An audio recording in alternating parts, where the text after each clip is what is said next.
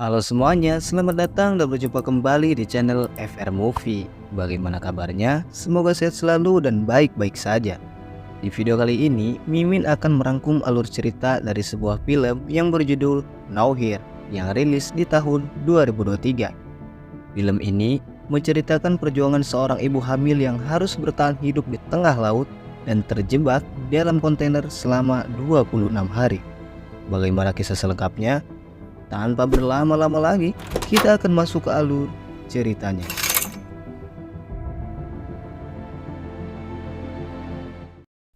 Kisah akan diawali dengan memperlihatkan sepasang suami istri bernama Nico dan Mia yang sedang berencana untuk meninggalkan kota tempat tinggalnya di Spanyol. Diketahui bahwa negara Spanyol sedang krisis sumber daya manusia, sehingga Nico dan Mia berencana melarikan diri ke negara seberang, yaitu Irlandia.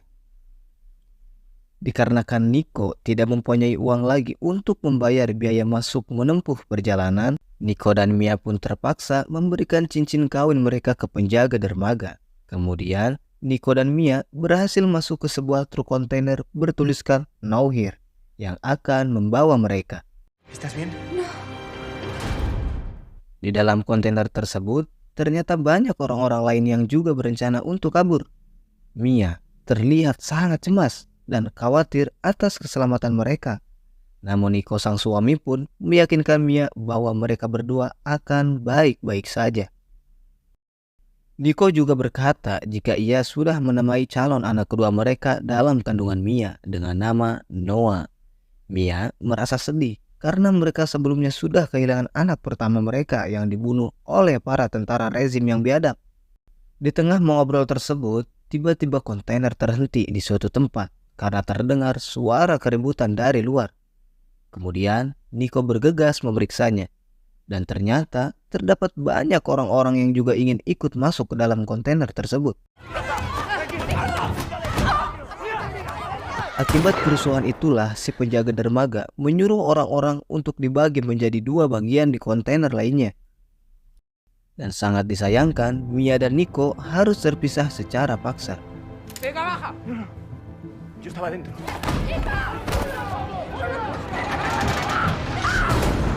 Kemudian, Nico dimasukkan ke dalam kontainer lain yang bertuliskan 107 berwarna hijau.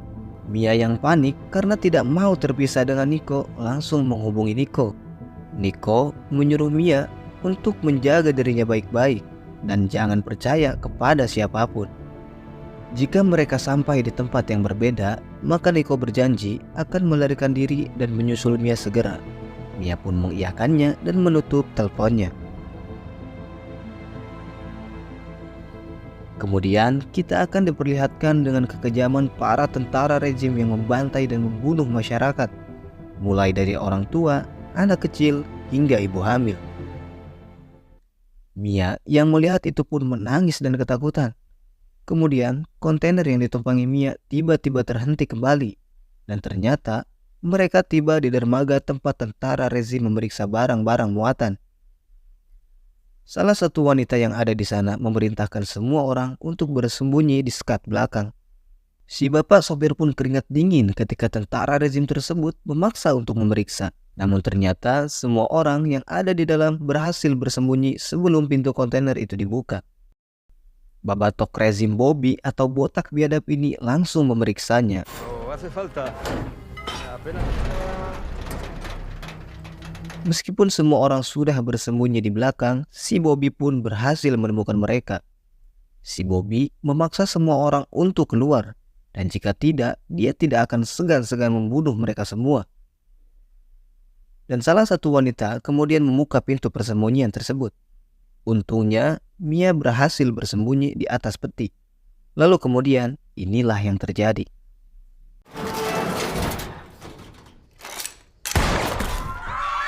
Matadlos a todos.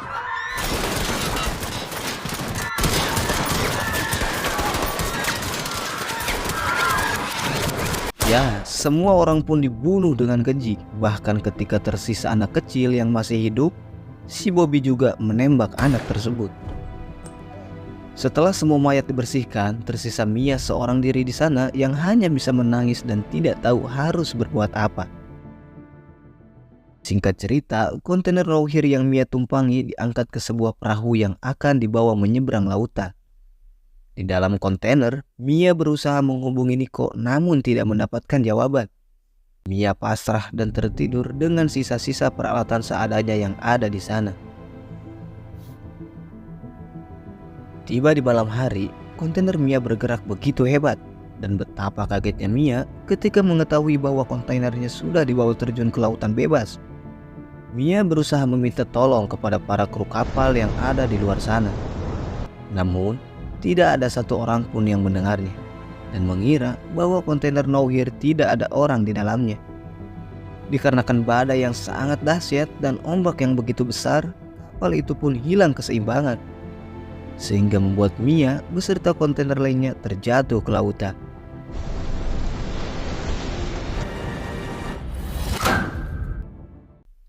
Ketika tersadar, Mia pun kebingungan dengan keadaan kontainer yang sudah terbalik dan terdapat air di dalamnya.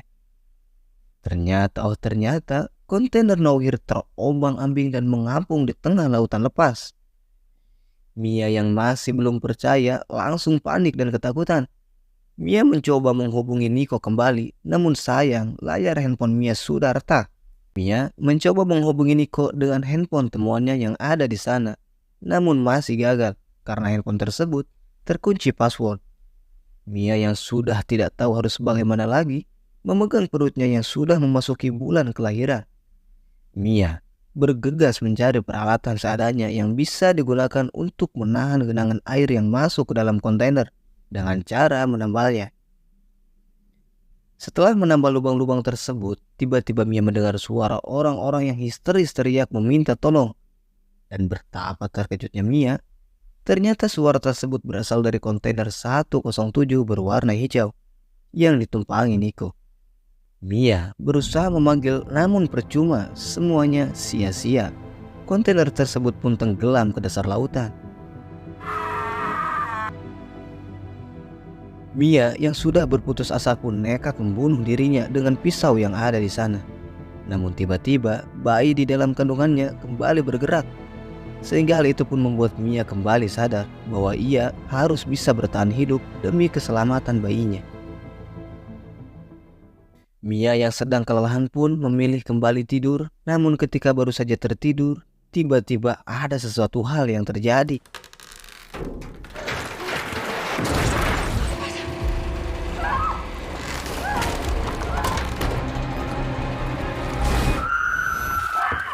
Dan ya, yang terjadi barusan ternyata hanyalah mimpi.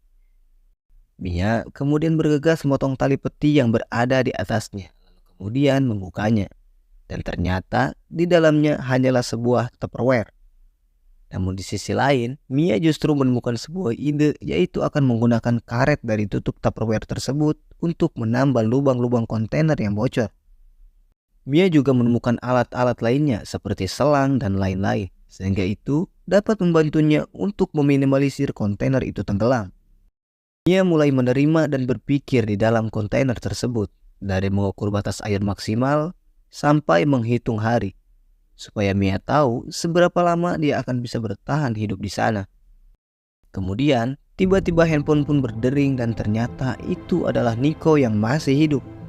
Nico berkata jika ia sudah keluar dari kontainer, namun ditipu para sopir yang membawanya entah kemana. Nico berjanji akan menyelamatkan Mia yang terjebak di tengah laut. Mia berpasrah bahwa dirinya mungkin akan mati ditenggelamkan air ke dasar laut. Nico terus meyakinkan Mia bahwa dirinya adalah wanita yang kuat. Singkat cerita, malam pun tiba. Si bayi dalam kandungan Mia tanpa konfirmasi terlebih dahulu ternyata akan keluar pada malam tersebut. Dan ya, meski tanpa bantuan medis atau paraji, Mia berhasil mengeluarkan si bayi di dalam air. Meski si bayi sempat tak bernapas, namun akhirnya bayi itu pun selamat. Mia yang merasa sudah tidak ada banyak waktu lagi di dalam sana mencoba membuat jalan keluar dengan alat bor, namun belum cukup kuat karena mesin bor tersebut tidak bertahan lama.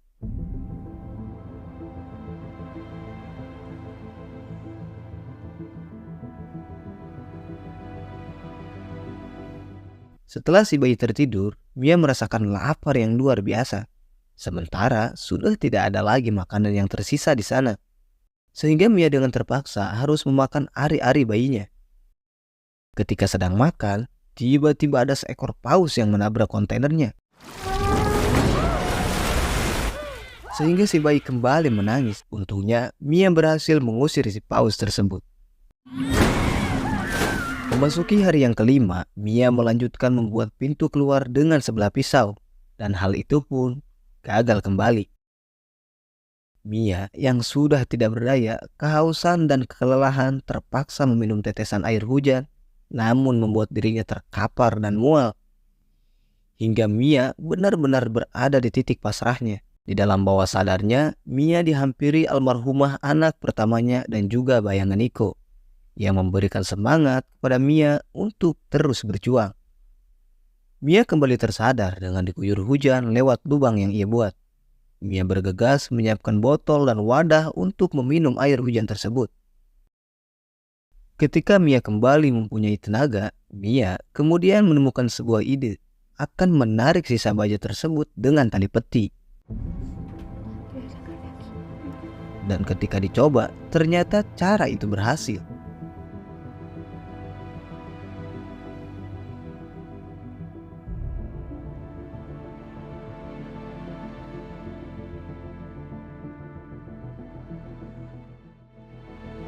Mia bergegas keluar membawa si bayi untuk menghirup udara bebas.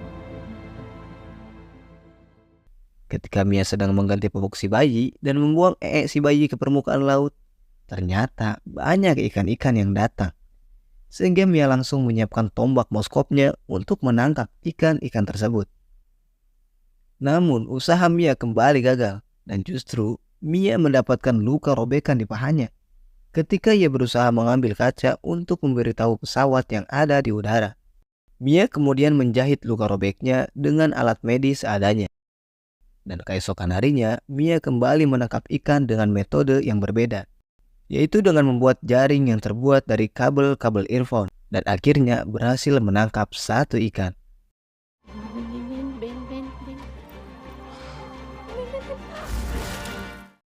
Dan Mia langsung memakan ikan tersebut mentah-mentah karena rasa laparnya sudah tidak tertahan lagi. Tiba di hari ke-9, Mia berusaha menguras air yang ada di dalam menggunakan selang. Mia juga menulis surat pertolongan di kertas yang dimasukkan ke dalam Tupperware, dengan harapan akan ada orang yang menemukannya dan bisa menolongnya. Tiba di malam hari, bayi Mia tiba-tiba menggigil kedinginan dikarenakan lubang yang terbuka di atasnya. Mia langsung membuat obor seadanya untuk bisa menghangatkan bayinya. Ketika tengah tertidur, Mia dibangunkan dengan suara ketukan dari luar kontainer. Mia pun bergegas naik ke atas untuk memeriksanya.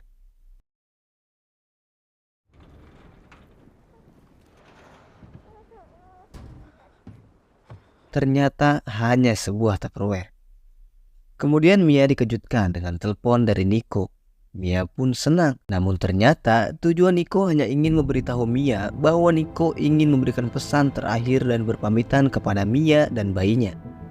Mia pun panik mendengarnya. Niko mengatakan bahwa ketika ia mencoba kabur dari tentara rezim, Niko ditembak oleh tentara rezim tersebut, sehingga Niko mengalami pendarahan yang serius. Niko meminta kepada Mia untuk terus berjuang dan bertahan hidup. Niko meminta maaf jika dirinya tidak bisa menyelamatkannya. Sembari menangis, Mia pun berkata dan berjanji akan menjaga bayinya yang diberi nama Noah. Lalu kemudian, Niko pun menghembuskan nafas terakhirnya. Singkat cerita, menginjak di hari yang ke-26, berada di dalam kontainer tersebut. Ternyata, air di dalamnya sudah mulai mengisi separuh kontainer. Mia bergegas membuat perahu kecil untuk bayinya Noah dengan harapan Noah bisa sampai ke daratan. Di kondisi yang sudah tidak kondusif, Mia justru malah masuk ke dalam kontainer untuk mengambil sebuah wafer dan foto yang diberikan almarhum Niko. Hal itu pun membuat Mia harus terjebak kembali di dalam kontainer, dan Noah hanyut di bawah ombak. Ketika Mia akan naik kembali ke atas, kakinya malah tersangkut dengan tali sehingga Mia dengan susah payah menahan nafas untuk memutuskan tali tersebut. Dan sialnya lagi, kontainer Nowhere sudah mulai menenggelamkannya. Dengan sisa-sisa tenaga serta tekad yang kuat, Mia berhasil memutuskan tali yang mengikat kakinya dan naik kembali ke permukaan. Tapi ternyata Noah sudah tidak ada di sana dan entah terbawa kemana. Tiba-tiba secara ajaib seekor paus melintas di sekitar Mia dan paus tersebut menghampiri Noah dan mengeluarkan air dari tubuhnya. Hingga air itu mengenai Noah yang langsung membuatnya menangis. Akhirnya, berkat pertolongan ikan paus tersebut, Mia berhasil mendengar suara Noah dan menemukan kembali Noah.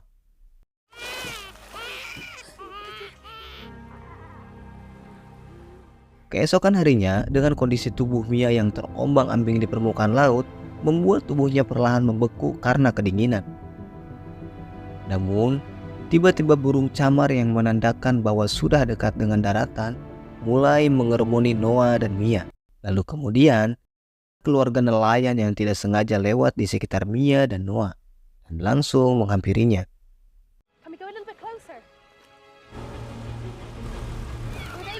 Dan betapa terkejutnya si ibu dan si bapak nelayan, ternyata terdapat sebuah bayi di dalam perahu kecil. Mereka kebingungan, kenapa bisa ada bayi yang mengambang di lautan lepas seperti ini. Dan ketika si ibu nelayan mencoba menarik tali yang terikat ke bawah laut, mereka dibuat terkejut kembali. Ternyata terdapat seorang wanita yang sudah tak sadarkan diri, yaitu Mia. Si ibu nelayan pun langsung memberikan napas buatan kepada Mia. Namun Mia tidak ada respon karena tubuhnya sudah dipenuhi dengan air. Si ibu nelayan tidak menyerah, hingga akhirnya Mia pun berhasil diselamatkan. Dengan kondisi setengah sadar, Mia menganggap bahwa itu hanyalah sebuah mimpi. Dan betapa terkejutnya Mia, ternyata yang ia lihat itu nyata. Akhirnya perjuangan Mia untuk menyelamatkan dirinya dan juga Noah tidak sia-sia. Mereka masih diberi kesempatan untuk hidup. Mia langsung menangis dan tidak menyangka bahwa pada akhirnya Mia dan bayinya Noah bisa selamat. Lalu kemudian film pun selesai. Pesan yang bisa kita ambil dari film ini adalah sayangi dan hormati orang tua kita, terutama seorang ibu yang rela bertaruh nyawa untuk keberlangsungan hidup kita di dunia. Oke guys, mungkin cukup sekian konten kali ini. Jangan lupa untuk like dan subscribe jika kalian suka, dan share juga ke teman-teman dan keluarga, serta berikan juga kritik dan saran terbaiknya di kolom komentar. Mimin pamit dan sampai jumpa di konten alur cerita film berikutnya. Bye bye.